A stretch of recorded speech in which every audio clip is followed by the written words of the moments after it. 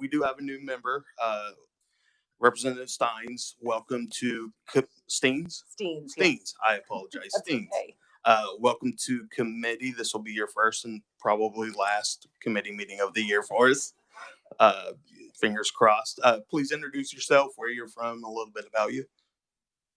I'm Representative Angela Steens. I took Owen Donahoe's seat, as many of you know. I live right at K7 and Johnson Drive out in that district. I'm from, a little bit about me. I have a healthcare background. I've been in healthcare for 28 years as a therapist. And I'm a mom and a wife. I've been married for 32 years to my husband, Shannon. And I've been very passionate about issues. I serve on the city council there in Shawnee in District 3. I'm not sure. I've been active in many different things throughout campaigns and different issues. Common Core was a big one for me. I wanted sound math curriculum for my children. We have 5 children. And anyway, I'm just really excited to be here. I don't know, that's probably more information than you wanted to know, but I'm really happy to be here. I'm very passionate about issues here at the state capitol, and everyone's been very welcoming. So thank you so much. Oh, absolutely. Thank you. And I will point out that we have went through this entire session without having a microphone problem in committee. And I don't usually need a microphone. We instantly have microphone problems. So welcome to committee. Welcome to the legislature. It is an honor to serve. You may be in the best mood out of all of us because we've gone through almost the entire session and you're fresh up here. So that feeling will fade, I assure you. We also have Representative Slingon-Siepen filling in today for Representative Martinez. Welcome to committee, sir. So with that, we have March 11th and March 13th meeting minutes should have been emailed out to you guys, I believe, on March 14th. Has everybody had an opportunity to review the minutes?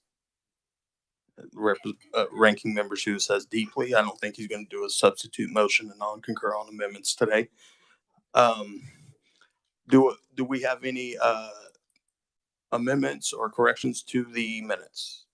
Seeing none, do we have any objection to accepting the minutes? Seeing none, the minutes are accepted. We're going to go a little off schedule today. We were originally going to hear SB 406 first. We're actually going to open up the hearing on SB 405 and start off with that. We'll turn it over to David for an explanation of SB 405.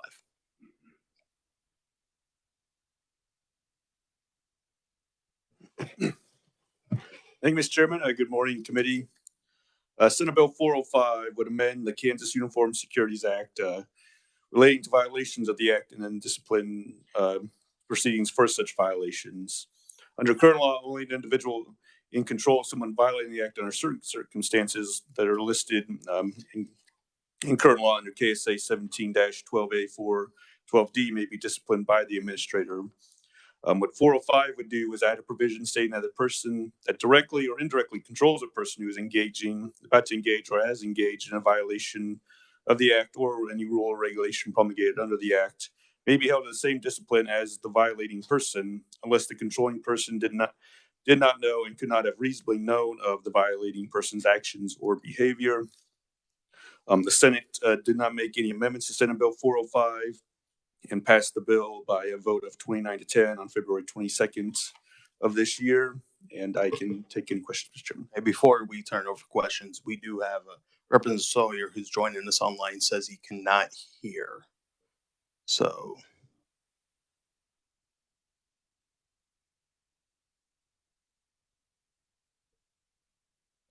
Okay. Oh, I think we've had enough of that. Committee, do we have any questions for David? Seeing none. Thank you so much, sir. All right, we have one proponent on SB 405 today. It's Eric Turek from the Kansas Department of Insurance. Eric, welcome to the committee, sir. Thank you, Mr. Chairman, members of the committee. Eric Turek with the Kansas Department of Insurance. I think the revisor did an excellent job of describing the bill. I'll go into a little bit more detail. At the Department of Insurance, for those who don't know, we also regulate securities in Kansas and the industry. And the impetus behind this, well, I'll give a little bit more history here. So, registrants, when I use the term registrant, that means any investment advisor or broker dealer, those are firms, or investment advisor representative or broker dealer agents, and those are individual natural persons. So, when I say the term registrant, that refers to all four. So they have to be registered with the department if they do business in Kansas. And so if any individual or any registrant were to violate any Kansas securities law, we already have the necessary laws in place to ensure that the department can pursue them administratively, civilly, and criminally. In addition, when there are control persons, and so a control person is a supervisor, a manager, an owner of a company who is exerting control or supervision over other registrants. And so in current law, and this is a little bit technical, so please let me know if I need to clarify anything. So in current law, if a registrant who is a control person is exerting control on other controlled persons, if the control person either knew or reasonably should or could have known that someone they are controlling was violating a securities law, we can pursue them administratively and civilly. In that same scenario where the control person is not a registrant, so you have a supervisor at a firm who is not a registrant themselves, if they either knew or reasonably could have known that something was being violated and they didn't do anything about it, we cannot pursue them administratively or civilly. And that's all this bill does, is bring parity to that enforcement gap. We have a few cases now that we are looking into at the department where there were violations of the Securities Act, and we cannot pursue these control persons, whether they be owners of a firm, whether they're really owners of a firm, where they either they did know or reasonably could have known that individuals who they supervise are violating the act, and because of that enforcement gap, we cannot necessarily pursue them. And so that's really all that this bill would do. It would bring parity to that lack of enforcement we have. I'd be happy to stand for questions. Thank you, Eric. Committee, do we have any questions? Vice Chair Clifford. Thank you, Mr. Chairman. Does this extend to boards of directors? Thank you.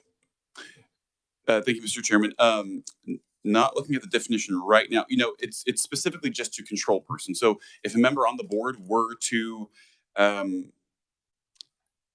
supervise, manage, or exert some sort of control over employees or registrants at the company, yes. But you know, if you are exclusively just an owner of a company or a board director who doesn't have any, who doesn't exert control, and you don't have any supervision over folks, you're not looking at anything like that, then it would not apply to them. Thank you. Thank you, Mr. Chairman. Representative Lewis. Thank you, Mr. Chair.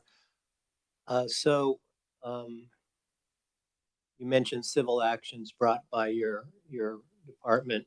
How about private causes of action? Under Kansas law, can those be brought not only against the control person we're talking about, but against the actual broker dealers? Yeah, thank you, Mr. Chairman. I don't believe that this changes anything concerning private action. I understand that you're not proposing that. I'm asking whether or not there are private causes of action in Kansas.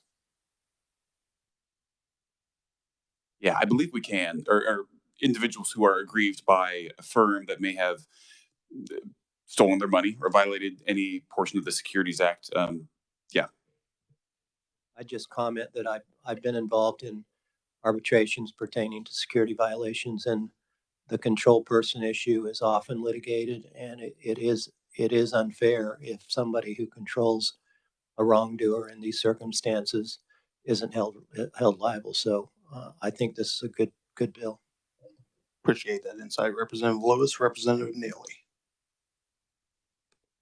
Just so that we're straight and everything, basically what this would do would also give you the ability to take their registration away where they could not practice securities, etc. Sure. Thank you, Mr. Chairman. So for registrants who are already who violate the act by any stretch, we can already do that in current law. For control persons who are registrants, in those, which is already in current law. And if they knew that something was going on and they didn't do anything about it, we can already do that. This is just for folks who are not registered. So if I own a firm and I'm supervising a number of investment advisor representatives, but I'm not an investment advisor representative myself. The department couldn't pursue me if I knew that they were selling illegal securities or engaging in a Ponzi scheme. So they wouldn't be able to. The department wouldn't be able to take my registration away, but they could still pursue me for other for civil penalties. Yeah. Committee, any further questions? Representative Mon. Thank you, Mr. Chair. So I may have missed this earlier, but how big of a problem is this? I mean, how many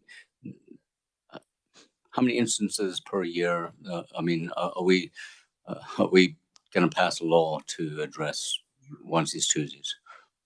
Sure. Thanks, Mr. Chairman. I will say that this we are actively looking at 3 cases where if we did have this enforcement in statute or this ability to pursue these individuals, it would bring these bad doers to justice. I think that there is a number of this isn't pervasive, but it is an issue that we would like to address. The firms, sometimes the securities fraud amounts to millions of dollars, and where the owner of a company, they did know what was going on, but just by the sheer fact that they were a layperson, we can't pursue them, and we just really are seeking to address that. Committee, any further questions?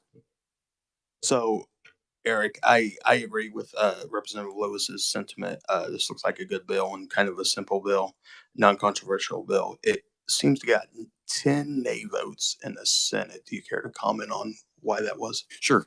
I think that there was a thought among a few senators that this would expand the department's authority tremendously.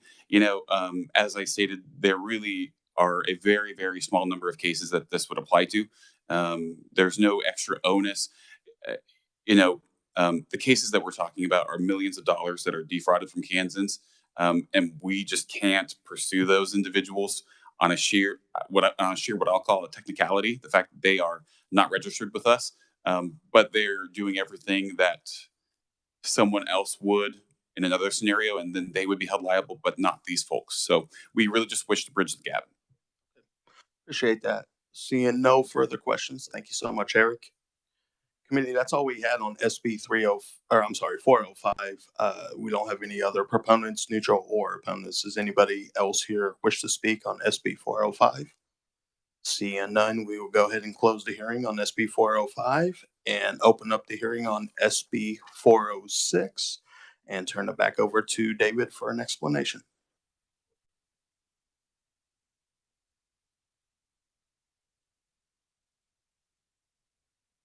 Thank you, Mr. Chairman.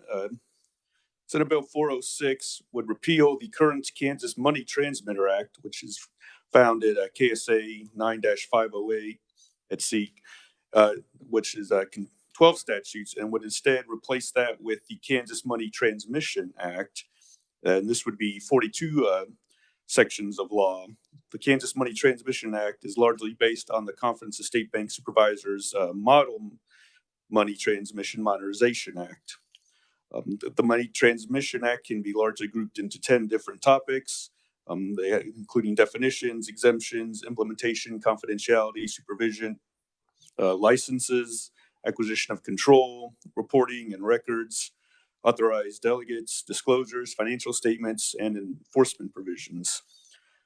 Senate Bill 405 does contain a severability clause that stating that if any of the provisions are found invalid or unconstitutional, or the application of any portion of the act to any person is held unconstitutional and invalid, that invalidity would not affect the provisions of the act that can't be given effect, and then so they would be severed. The court could sever those provisions and still maintain the rest of the act. To save you the committee's time, I'd have to go through each one of these specific 42 sections. I've attached a chart, the table on the back of the bill brief, just kind of a summary of each of those of the Money Transmission Act and kind of where the sections of the bill, how they fit into each of those kind of those broader topic areas, with a little more with a little more explanation as to that. If anybody needs specific, has specific questions, please let me know. But that is a major portion of the bill. The Senate Committee on Financial Institutions Insurance did have an amendment on Senate Bill 406. This is in the section 2, was relating to those exemptions from the act. The Senate committee did put in that a person engaging in the practice of law, bookkeeping, accounting, real estate sales, or brokerage would be exempt from the provisions of the Kansas Money Transmission Act. And then the full Senate passed Senate Bill 406 by a vote of 40-0 on February 22nd, 2024. And I can stand for any questions, Mr. Chairman. Thank you, David. Committee, any questions? Representative Poskin. Thank you, Mr. Chairman. I was just wondering when the original Kansas Money Transmitter Act was passed. I'd have to look. I don't know. That may be a conflict question. Yeah, if not, I can find out, but I don't have that in my notes right now. Committee, any further questions? Seeing none. Thank you, David. All righty. Up first, we have Brock Rottler, General Counsel from the Office of State Banking. Commissioner Brock, welcome to committee, sir. Thank you, Chairman Hoheisel and members of the committee. And for the new members, I apologize. This is the bill that you're going to be hearing about. It's rather complex. I'll try to stay out of the weeds a little bit. I'm General Counsel for Office of the State Bank Commissioner. I do have our Deputy Bank Commissioner, Mike Ensbrenner, our Assistant Deputy Bank Commissioner, Jim Payne, and Associate Attorney Luis Solorio with me. So first, I wanted to go over what is a money transmitter, because this is a very common question. A money transmitter is a non-bank entity that for a fee will send money to another person or stores money for another person. This does include many entities that you probably know but didn't realize is a money transmitter, such as PayPal, Amazon Payments, and Western Union. Money transmitters account for about $6 trillion in payments in the United States. So first, I did want to answer Representative Poston's question. The last time that we passed the money transmitter bill was in 2006. Since that time, the industry has evolved and matured quite a bit. I think it's pretty safe to assume with all state regulators and the industry that the current law is very outdated and is being a little inconsistently applied among different states. So in order to keep this as a state-regulated entity, I think it's important that we go ahead and pass this Modernization Act. This was not a Uniform Law Commission Act or anything like that. The Conference of State Bank Supervisors and the industry worked together for about 5 years to get this act that works both for the regulators and the industry. And it's important that this get passed and is consistently applied among all states, because money transmitters, pretty much all of them, operate in more than one state. And it gets very difficult to apply different law based on each state that you go into. And, although this is a modern act, we did review every single word of this, and we are very comfortable with this act, and we feel like it does protect Kansans. And this Modernization Act has been passed in 19 states, and Kansas is one of 16 that is introducing legislation this year. So when we regulate a money transmitter, they are not FDIC insured. And that poses a problem because they do have funds of Kansas citizens. So there's 3 pillars that we look at for sources of strength. It's tangible net worth, what we call permissible investments, and we'll have to go in the weeds a little bit to explain that, and also tangible net worth. So we are making some changes to tangible net worth and surety bonds. I said that twice, sorry, but surety bonds is the third one, and it is scaled based on size. So a smaller money transmitter can come into Kansas and do business, and the risk of loss is lower, of course. So it scales up once you get bigger. And the big thing that we ask for, since there's no FDIC insurance, what we do instead is we have what's called permissible investments. And essentially, each money transmitter is required to earmark certain very safe assets that are set aside in case they do go bankrupt or something else happens. And the bankruptcy court does look at those assets and say, yes, you do have a statutory trust in place that this is to be used for all of your outstanding liabilities. So essentially, if everything works perfectly, they have permissible investments that meet all of our outstanding assets, we don't even have to tap into the surety bond. But that's in place just in case there's any additional amount that is not covered. And some other things with this bill, I mean, it's a very extensive bill. We did add some things in there that we already do. So it looks like a bigger bill than it actually is. For instance, we currently use the NMLS, which stands for National Multi-State Licensing System and Registry for licensing information. There's a lot of statutes that cover that. We already do that. But we're going into a lot more detail, and so it's very consistently applied among multiple states. The other thing is there's information there about network supervision, which we already do that. We have multi-state exams, so when we're licensing one of our licensees, it's not just Kansas going in. You know, we are making it as we're trying to reduce our burden as much as possible, and so we'll have like 3 or 4 states that are there for each exam. And the industry is very much appreciative of that. The final thing I wanted to mention is this bill is going to have a January 1st effective date. The reason we're doing that is we thought it would be easier. And in fact, the industry requested that there isn't a change halfway through their licensing year. So instead of doing a July 1st, we're going to push it back to January 1st. So each licensing year will be the same. And with that, Chairman Hall-Hazel, I'll stand for any questions. Thank you, Brock. Committee, do we have any questions for Brock? General Dotson.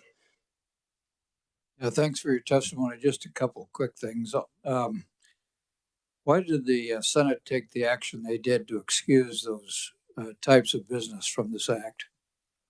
Thanks, Representative Dotson. That's a good point. I didn't even mention that. We were approached by the Kansas Certified Public Accountants because in the current law, there is an exemption for accountants and bookkeepers. And when they brought that to our attention, we recognized that there's some other industries that were exempt under the current Kansas Money Transmitter Act. And it's not our intention to pull them into the new act. So we went ahead and included more than what they asked for. So that's where you see the practice of law, the real estate brokerage, and sales. Thank you. The other one had to do with kind of the process for making sure that the license goes to those who can handle the kinds of transactions. I noticed that we had in there 200,000 or 100% of a daily average transaction as a surety bond. Yes. So on the first part, who actually does this? Who grants the license? Who grants the license for money transmission? Yeah. We do. So what kind of measurements do you use? When we decide to approve a license?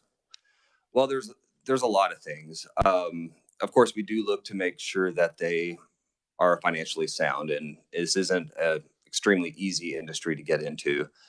We do also look at the control persons, and I mean, we clearly would have an issue if someone was a felon and was trying to engage in money transmission.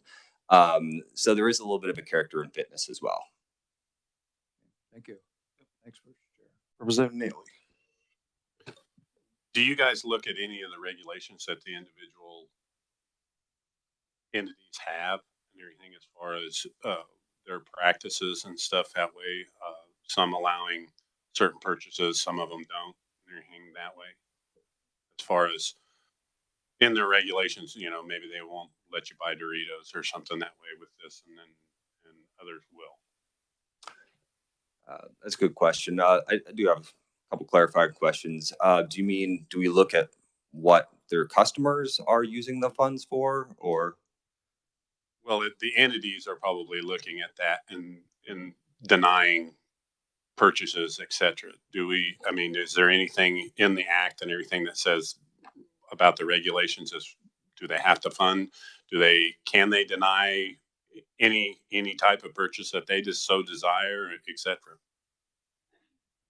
No, there isn't any current law that would prohibit. I mean, as long as it's a legal transaction, if it's for illegal purposes, there's federal laws that would prevent that. Okay, thank you.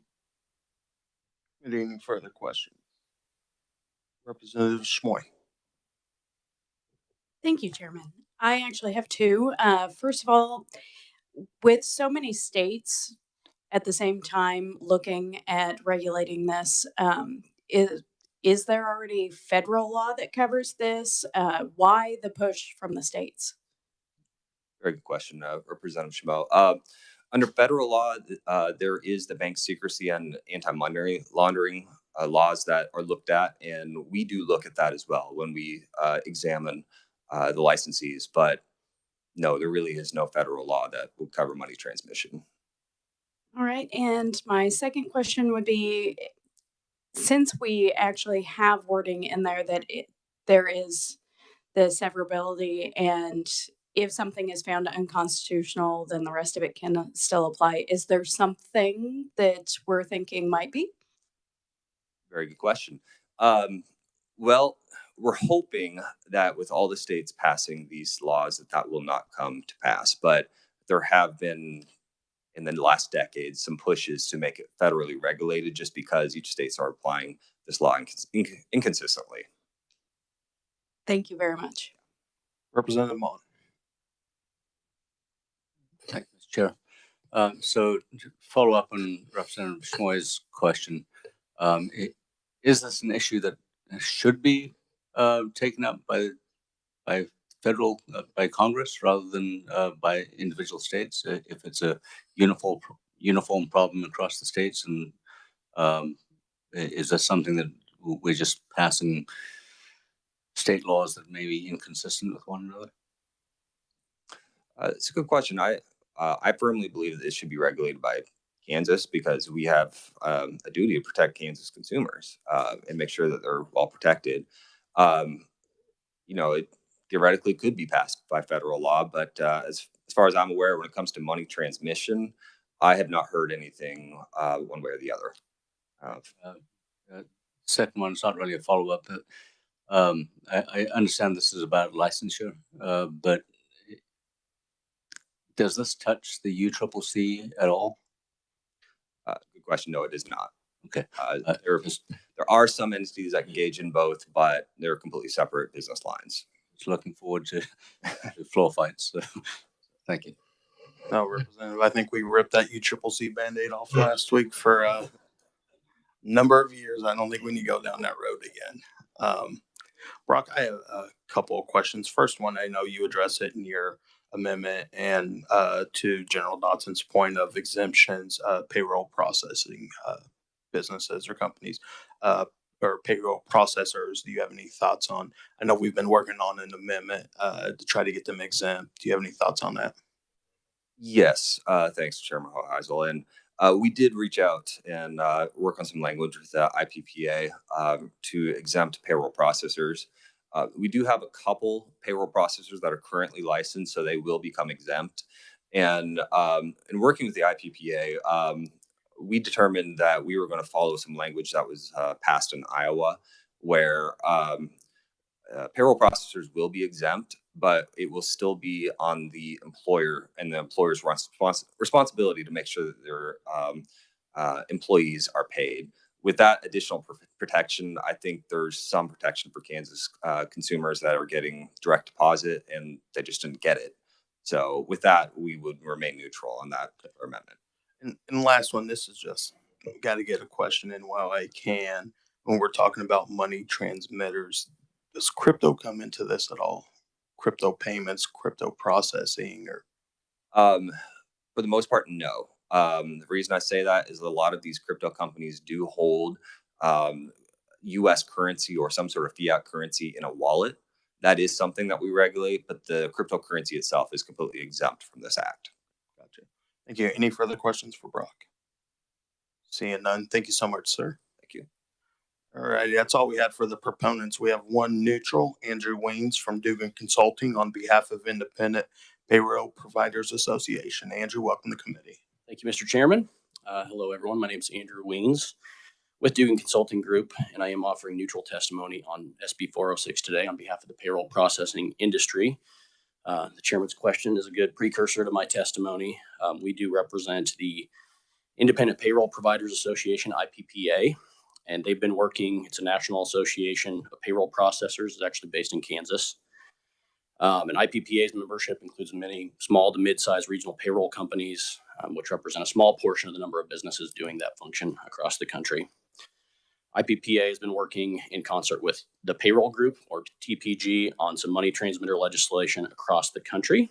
As you heard from the previous conferee, this model legislation is being introduced in a number of different states. I think has passed in several and is moving forward in several others. So obviously, SB 406 has adopted the Conference of State Bank Supervisors, or CSBS, model law language, and that explicitly defines payroll processing services as requiring a money transmitter license, which is a departure from the current Kansas MTL statute, which does not explicitly identify a payroll processor as a money transmitter. So we're here testifying neutral because we're seeking an amendment to SB 406 to exempt payroll processors in the case where they have an agent relationship with an employer to pay employees.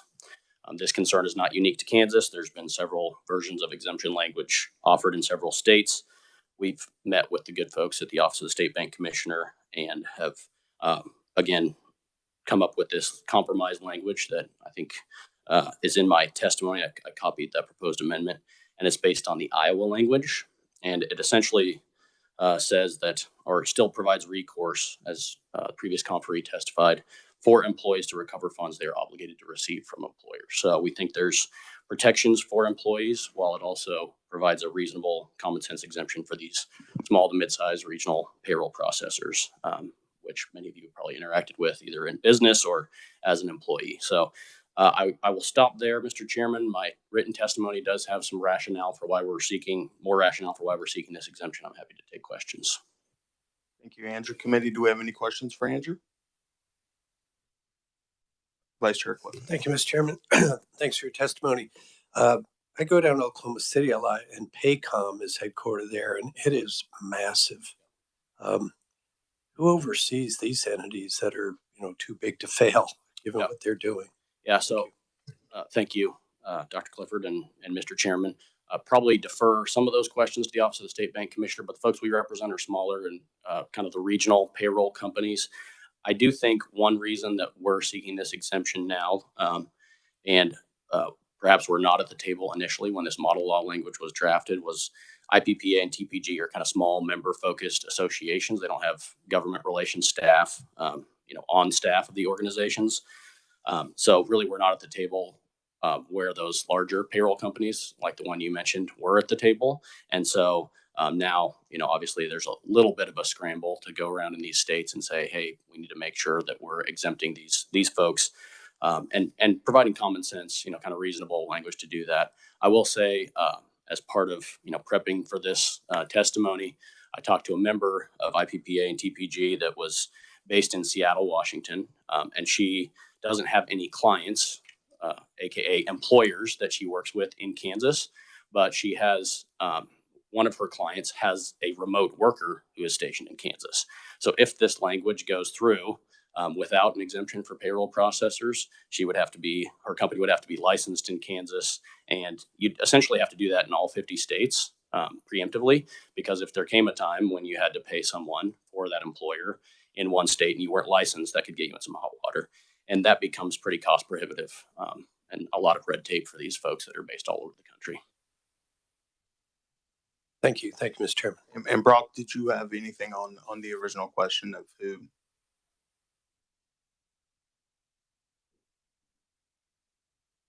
If I understood correctly, your question is have there been any payroll processors that have been too big to fail? Yeah, I just wondered, where's the oversight of the Paycoms of the world. They're massive. Obviously, this doesn't consider that. Well, currently our position is payroll processing needs a license, but as of right now, I'm not aware of any other industry that would regulate payroll processors for if it were to fail. Committee, any further questions for Andrew? Representative Mon.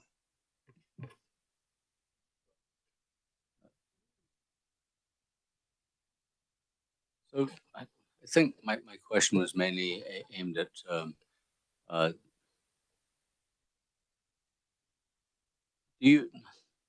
have you proposed, and I apologize, I haven't fully digested your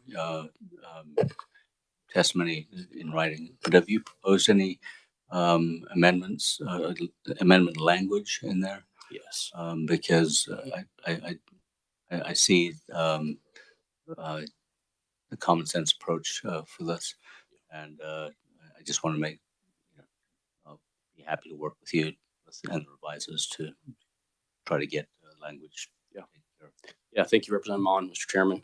So in my written testimony, we copy and paste the proposed amendment, which basically says, obviously the larger bill, SB 406, has payroll processing, specifically spelled out within the bill.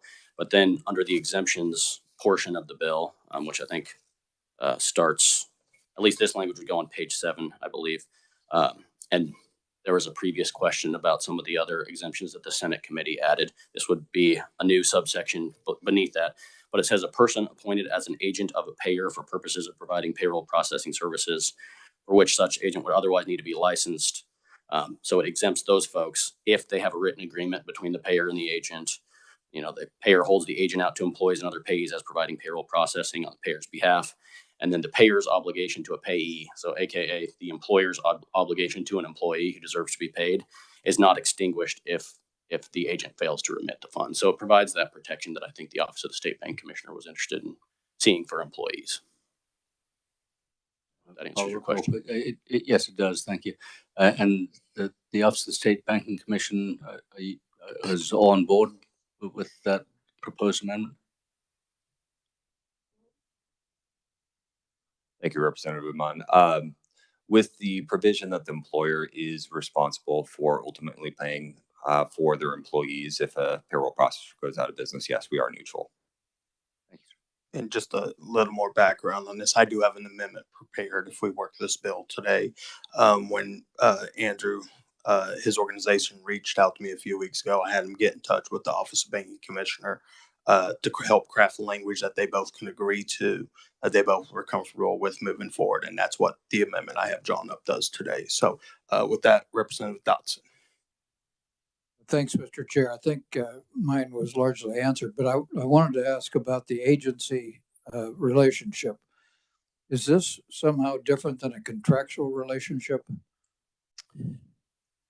So thank you, Representative Dodson, General and Mr. Chairman. So the amendment language specifically spells out that there needs to be a written agreement between the employer and the agent or the payroll processor. So, and that written agreement or contract directs the agent to provide payroll processing services on the payer's behalf or the employer's behalf.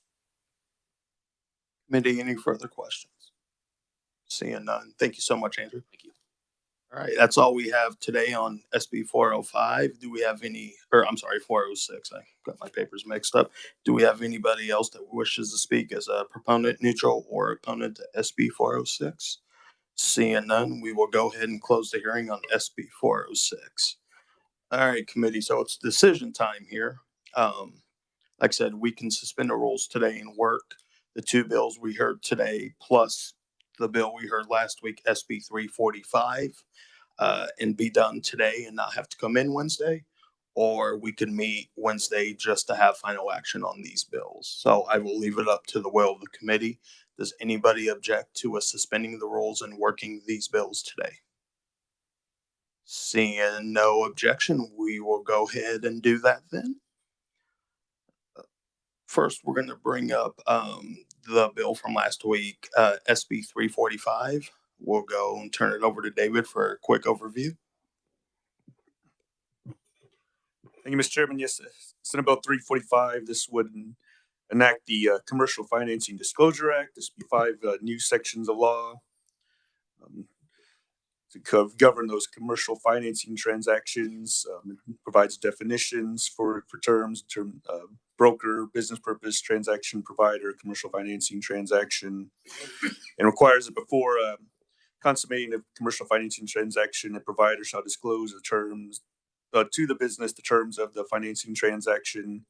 Provider shall disclose total amount of funds provided, the total amount of funds dispersed. If it's less than that was provided, total amount paid to such provider, and the manner and frequency and amount of each payment in a statement of whether or not there are any costs or discounts associated with prepayment of the commercial financing transaction. It does also provide some exemptions from the act, and then provides that certain prohibitions are placed on brokers who arrange commercial financing product transactions between a third party and a business in the state. And then also some violations penalties for violations of the act, punishable by a civil penalty of $500 per violation, with a total aggregate cap of $20,000 for violations. Although if somebody had received notice from the Attorney General of a prior they had a prior violation, and the penalty would move up to $1,000 per violation, not to exceed $50,000 for all violations. And the enforcement of this act would all be vested exclusively with the Attorney General, who do not provide any sort of private right of action based on the compliance or non-compliance with the act. Committee, do we have any questions for David? Seeing none, do we have any proposed amendments? Seeing no amendments, do I have a motion? Mr. Vice Chair Clifford. I'm going to move Senate Bill 345 favorably for passage. Seconded by Representative Williams. Any discussion? Seeing none, Mr. Vice Chair, you may close. Mr. Chairman, I close. All in favor, aye. Aye. All opposed? Motion passes. We will now turn our attention to SB 405 and turn it back over to David.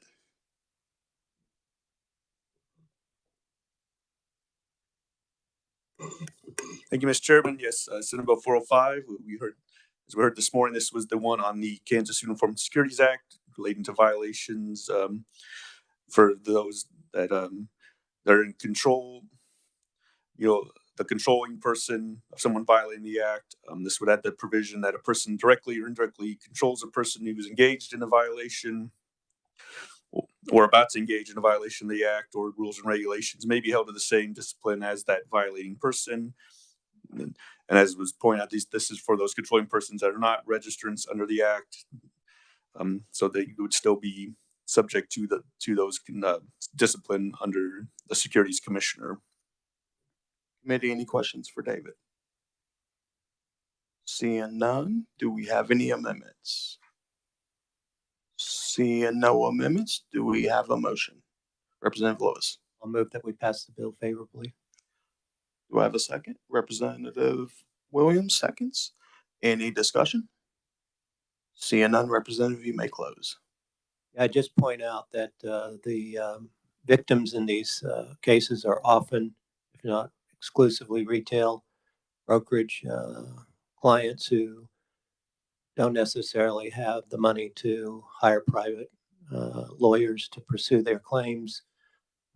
These control persons that will be the expansion of the definition will bring in culpable individuals. And oftentimes, in my experience, it's those control people that we'd be bringing in that actually have the resources to pay for the damage that the violations have caused. I guess my point is that the government is bringing these claims, which helps, once again, the small retail customer. So I think this is a good bill, and I close and ask that we vote favorably on this. Mr. Vice Chair, I believe we found our bill carrier for this bill. Mr. Chairman, He's here. Yep, absolutely. Committee heard the motion. All those in favor, aye. Aye. All opposed? Motion passes. All righty, now we will turn our attention to SB 406. Thank you, Mr. Chairman. Senate Bill 406 is the other bill we heard this morning on the enacting the Kansas Money Transmission Act. So the bill would repeal the current Kansas Money Transmitter Act and then replace it with the Kansas Money Transmission Act. This was the CSBS Model Money Transmission Modernization Act, or portions of it. And then there was, like I said, the discussion about the exemptions that the Senate put on for the money transmission. Committee, any questions for David? Seeing none. Amendments, I do have one.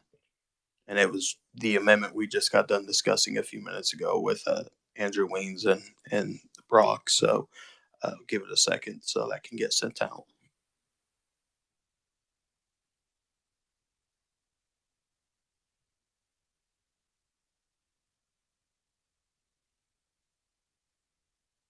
Yeah. And for our new representative today, how this works, since we're a paperless committee, is the amendment will get emailed to you. So it should be popping up in your email here in the next minute or two. And David, after you're done sending that, if you want to give us an overview of the amendment.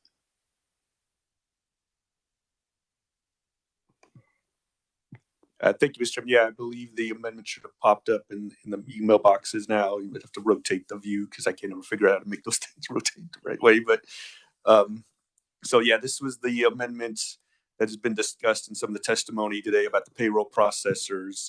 So it's actually, the amendment will be on page 7 of the bill. It would be now, underneath where the Senate amendment was, for those that in that bold italic, there will now be an amendment inserted for a person appointed as an agent of a payer for purposes of providing payroll processing services for which such agent would otherwise need to be licensed if there was a written agreement between the payor and the agent directs the agent to provide payroll processing services on the payor's behalf.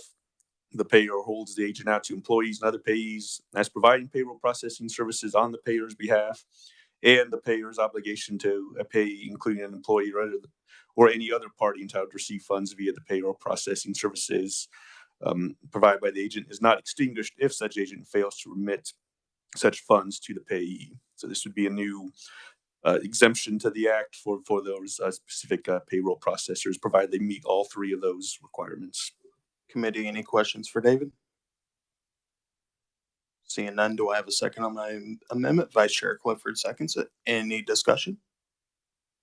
Seeing no discussion, I close on my amendment. All those in favor say aye. Aye. All opposed? Motion passes. We're back on the bill. Any further amendments? Seeing none, do we have a motion?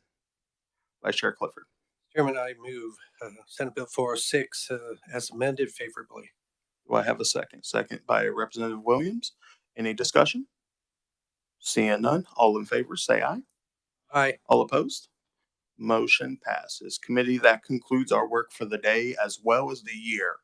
I just want to take a second to say I appreciate the work of this committee.